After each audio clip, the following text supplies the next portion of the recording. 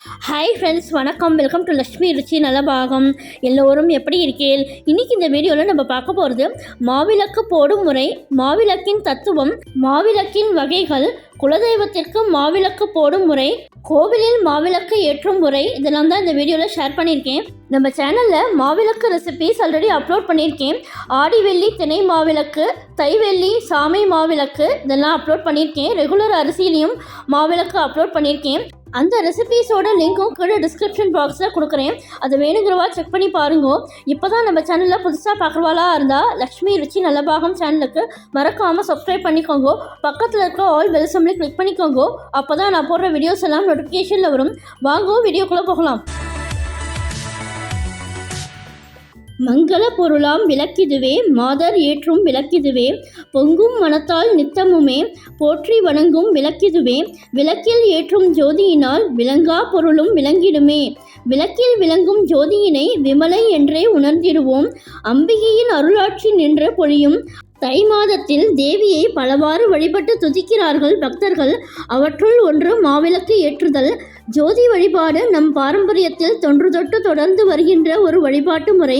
மாவிளக்கு ஜோதி தத்துவத்தையும் பரம்பொருளின் எங்கும் நிறை தன்மையையும் நமக்கு உணர்த்துகிறது. முதலில் மாவிளக்கின் தத்துவத்தை பற்றி பார்க்கலாம்.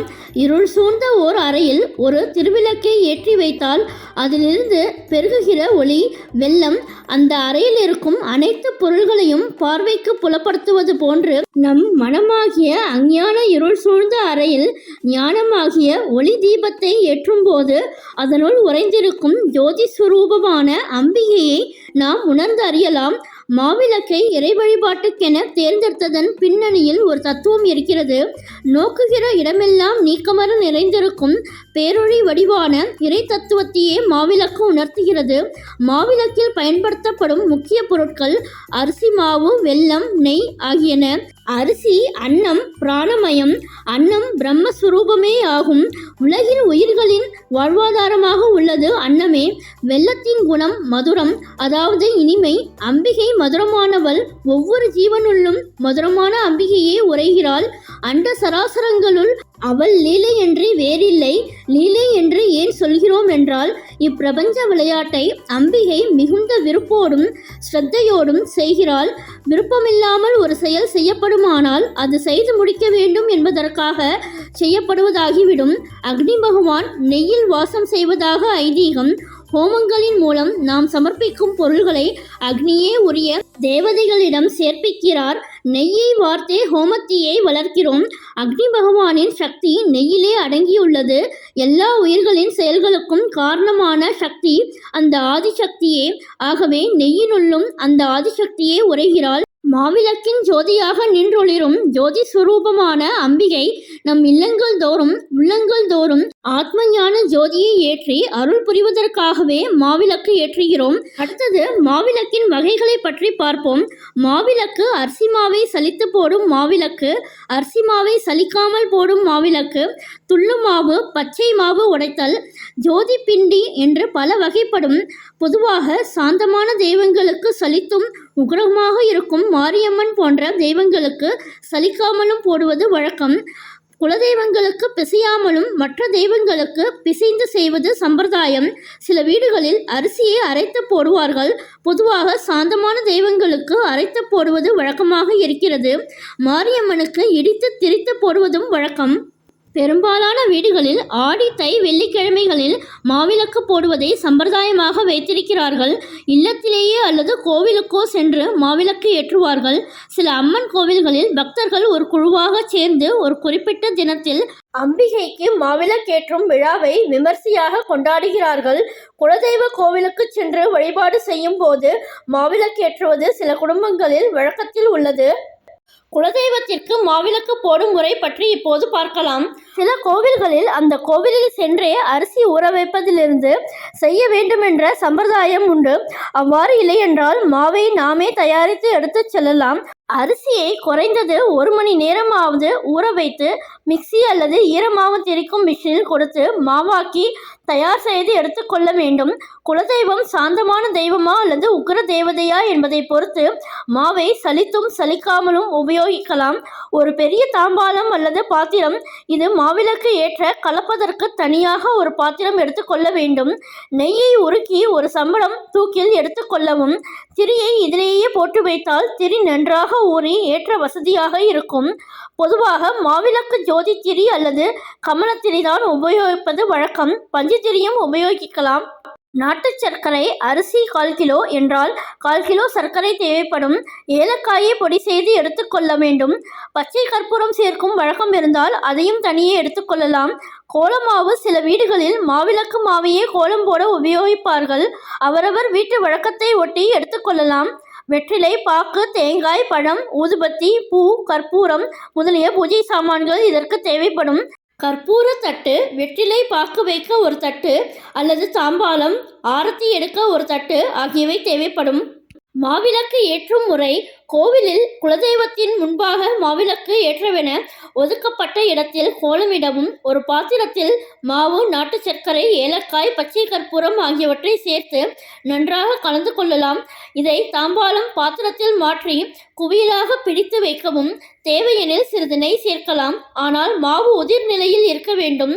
தாம்பாலம் கோலத்தின் மேல் வைக்கவும். மாவின் நடுவில் குழி செய்து உருக்கிய நெய் ஊற்றி அவரவர் வீட்டு வழக்கப்படி ஒரு முகம் அல்லது இருமுக தீபமாக ஏற்ற வசதியாக திரி போடவும். பொதுவாக கிழக்கு மேற்காக இருமுக தீபம் ஏற்றுவது சம்பிரதாயம். குடும்பத்தை காக்கும் தெய்வமாதலால் குடும்ப ஒற்றுமையை வேண்டி இருமுக தீபம் ஏற்றுவது வழக்கம். 4 முகம் ஏற்றுவதும் உண்டு. தாம்பாலம் 4 பக்கமும் சந்தனம், குங்குமம் வைத்து சுற்றிலும் பூக்கள் அல்லது பூச்சரம் வைக்கவும். பக்கத்தில் சிறு கோலமிட்டு ஒரு தாம்பாலத்தில் வெற்றிலை, பாக்கு, பழம், தேங்காய் வைக்கவும். கற்பூர தட்டில் கற்பூரம் வைக்கவும். ஊதுபத்தி ஏற்றிக்கொள்ளலாம். குலதெய்வத்தை மனதார வேண்டிக் கொண்டு மாவிளக்கை ஏற்றலாம். பொதுவாக மாவிளக்கு ஏற்றும் பொழுது தீபக்காலில் கோவில் விளக்கிலிருந்து தீபம் ஏற்றி கொண்டு வந்து விளக்கேற்றுவது வழக்கம். வீட்டில் ஏற்றுவதானால் தீபக்கால் அல்லது கற்பூரம் ஏற்றி அந்த ஜோதியிலிருந்து மாவிளக்கு ஏற்றலாம். 4 முகம் ஏற்றுவதானால் நெய் குறைய குறைய எல்லா முகங்களையும் ஒவ்வொன்றாக சேர்த்து நிறைவாக ஒரே முகமாக தீபத்தை கொண்டு வந்து பிரகாசமாக எரியச் செய்யலாம். அம்பிகையின் துதிகளை கூறி மனப்பூர்வமாக வழிபாடு செய்யலாம். விளக்கின் ஜோதியில் அம்பிகை எழுந்தருளுவதாக ஐதீகம். ஆகவே மனம் ஒன்றி செய்ய வேண்டியது மிகவும் முக்கியம். விளக்கில் உள்ள நெய் தீர்ந்து விளக்கு மலை ஏறும் தருவாயில் திரியை தனியாக எடுத்து ஒரு தட்டில் வைத்து கோவிலில் எரியும் விளக்கில் சேர்த்து கோவில் விளக்கில் சிறிது நெய் ஊற்றவும். பின் மாவிளக்கு, உடைத்த தேங்காய், பழம், வெற்றிலை பாக்கை நைவேதனம் செய்து கற்பூரம் காட்டவும். மஞ்சள், குங்குமம் சேர்த்து ஆரத்தி சுற்றி காட்டலாம். துள்ளுமாவு செய்முறை பற்றி இப்போது பார்க்கலாம். ஊர் காவல் தேவதைகளுக்கும் சில தெய்வங்கள் விரதம் இருப்பதாக கருதப்படும் காலகட்டத்திலும் சாந்தம் செய்வதற்காக துள்ளுமாவு படைப்பார்கள். உதாரணமாக சமயபுரம் ஸ்ரீ மாரியம்மன் மாசி மாதம் கடைசி ஞாயிறன்று பச்சை பட்டினி விரதம் இருப்பதாக ஐதீகம். ஆகவே அந்த நாளில் கோவிலிலும் மாரியம்மனை கும்பிடும் குடும்பங்களிலும் துள்ளுமாவு படைப்பார்கள். துள்ளுமாவு செய்யும் விதம் பற்றி இப்போது பார்க்கலாம். பிசைந்த மாவிற்கு செய்வது போல் அரிசியை ஊற வைத்து திரித்து கொள்ளவும். சலிக்க தேவையில்லை. இதை ஒரு தட்டில் அல்லது துணியில் பரப்பி காய வைத்து பின் சம அளவு வெல்லம், நாட்டு சர்க்கரை சேர்த்து கலந்து நிவேதனம் செய்யவும். இதை மாவிளக்காக ஏற்றாமல் அப்படியே முதிர் நிலையிலேயே நிவேதனம் செய்ய வேண்டும். வீட்டில் மாவிளக்கு ஏற்றும் முறையை பற்றி இப்போது பார்க்கலாம். வீடு பூஜை அறையை கோலமிட்டு தயார் செய்து கொண்டு தனி மனையில் அவரவர் விருப்ப தெய்வமாக தனிப்படம் வைத்து மலர்களால் அலங்கரிக்கவும். மனையின் முன் கோலம் போட்டு மாவிளக்கு பாத்திரத்தை வைக்கவும். மாவிளக்கில் விளக்கேற்றும் பழக்கம் இல்லாவிட்டால் பக்கத்தில் சுவாமிக்கென்று ஒரு விளக்கு நெய்விட்டு ஏற்றுவது வழக்கம். மாவிளக்கு ஏற்றும் போது அவரவர் வீட்டு வழக்கப்படி இஷ்ட தெய்வமான ஸ்லோகங்களை சொல்லி விளக்கேற்றலாம். அரிசியை ஊற வைத்து களைந்து மிக்சியில் திரித்து மாவாக்கி அந்த ஈரமாவுடன் பொடி செய்த வெல்லம், ஏலம் கலந்து நெய் சேர்த்து சிறிய அளவில் மாவிளக்கை தயார் செய்யலாம். மாவிளக்கு ஏற்றுவதால் குடும்ப ஒற்றுமை, விரோதிகள் தொல்லை நீங்குதல், நோய் நொடிகள் இல்லாதிருத்தல், துர்சக்திகளின் தாக்குதல் இல்லாதிருத்தல் ஆகியவை கிட்டும். மாவிளக்கு ஏற்றும் போது அரிசி, நெய் ஆகியவற்றில் ஏற்றப்படும் தீபத்திலிருந்து வெளியாகும் புகை துர்சக்திகள், எதிர்மறை எண்ண அலைகள், நுண்கிருமிகள் ஆகியவற்றை அகற்றும் சக்தி கொண்டது.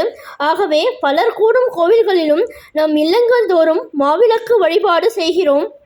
ஆடி வெள்ளிக்கிழமைகளிலும் தை வெள்ளிக்கிழமைகளிலும் மாவிளக்கு வழிபாடு செய்து அனைவரும் இறையருள் பெறுவோமாக. இந்த மாவிளக்கு தீபம் ஸ்பெஷல் வீடியோ பிடிச்சிருந்தா உங்கள் ஃப்ரெண்ட்ஸ் அண்ட் ரிலேட்டிவ்ஸோட ஷேர் பண்ணிக்கோங்க.